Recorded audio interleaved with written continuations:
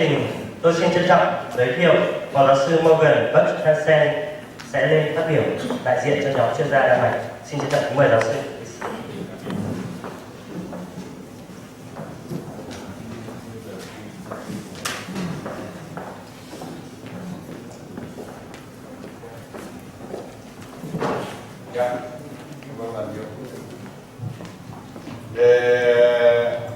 My name is Mogens.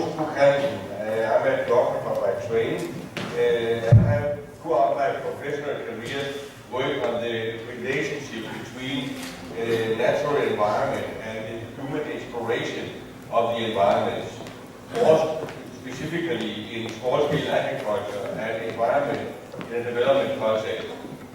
This I have done in a number of countries in Africa and in Southeast Asia. I spent 3 years as an advisor to the Royal Bhutanese government in building up their environmental administration and assisting in writing their plan for environment and development, called the Middle Path. I worked as an advisor in Thailand on integration of environment and economic development and similar projects in several African countries, especially in Kenya.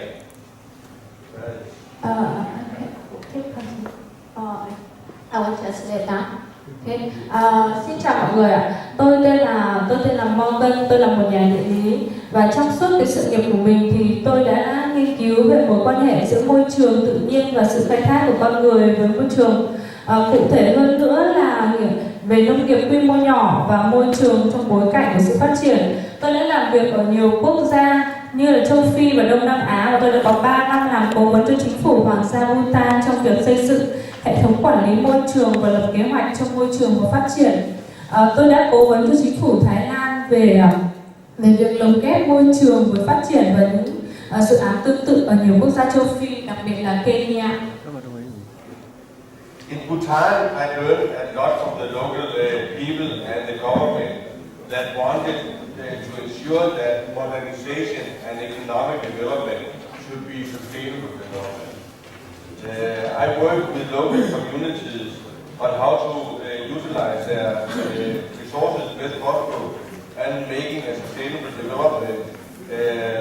And in Vietnam, my work is this project is the same, namely assuring that local communities is avoiding natural hazards turn into disasters by focusing on decreasing their vulnerabilities by ensuring that man-made manipulation of the landscape, that could be construction of dikes, roads, reservoirs, etc., minimize natural hazards instead of augmenting them, and by pointing out that it is the socio-economic and political capacities of the communities and local authorities that can avoid or at least minimize that natural hazards turn into disasters.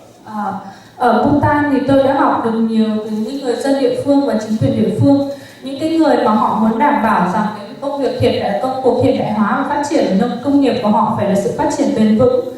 Tôi đã làm việc với những cộng đồng địa phương về việc sử dụng các nguồn lực của họ một cách tốt nhất để tạo ra sự phát triển bền vững. Ở Việt Nam thì cái nhiệm vụ của tôi trong cái dự án này cũng như vậy. Cụ thể là tôi sẽ hỗ trợ các cộng đồng địa phương trong việc ngăn ngừa các nguy cơ tự nhiên trở thành các thảm họa, tập trung vào việc giảm thiểu các cái tính dễ bị tổn thương của cộng đồng bằng cách là đảm bảo rằng sự can thiệp của con người đến tự nhiên như là việc xây dựng đê điều, đường xá, hồ chứa thì có thể giảm thiểu được các nguy cơ từ tự nhiên thay vì làm tăng thêm các nguy cơ này. Đồng thời thì tôi sẽ chỉ ra rằng là năng lực chính trị, kinh tế, xã hội của cộng đồng và chính quyền địa phương có thể phòng ngừa hoặc giảm thiểu được các rủi ro thiên tai trở thành các thảm họa. I am Mette. I am also a geographer by training. I have worked in West and East Africa, focusing especially on the social dimensions of climate change, and in Southeast Asia, working on the 2004 tsunami and on capacity building. I have found that while physical vulnerability is important, social vulnerability is also very important.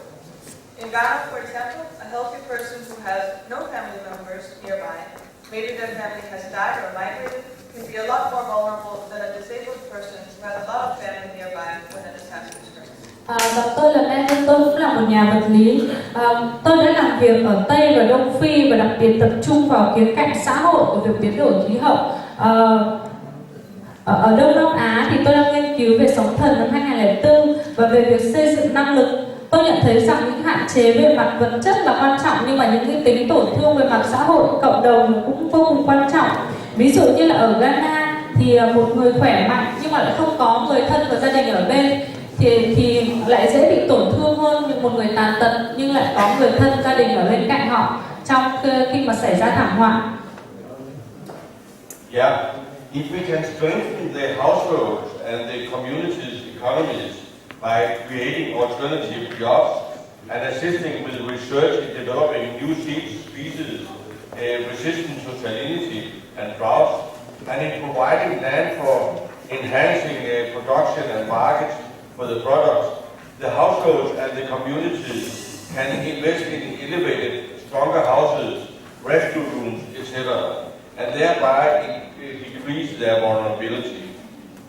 Similarly, the local communities can enhance the social capacities of the communities by enabling them to support each other during disasters in order to minimize the damages. The climate in the three provinces is already extreme, and it is predicted to get worse.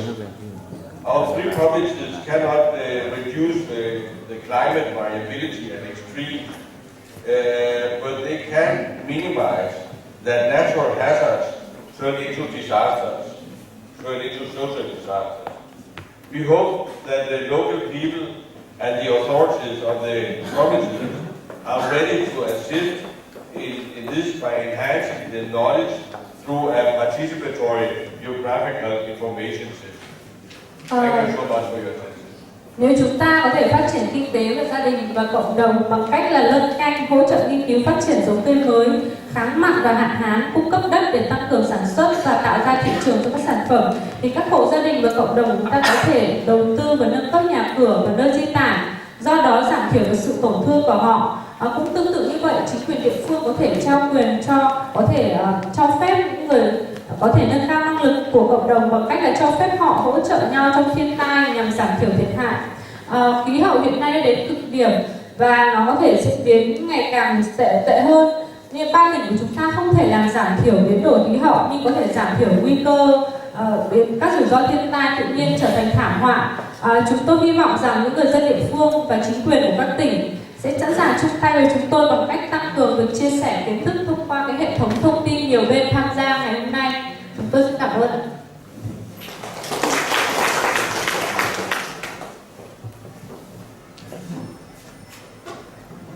Xin trân trọng cảm ơn phó giáo sư Mogens và tiến sĩ Mette về bài phát biểu của mình.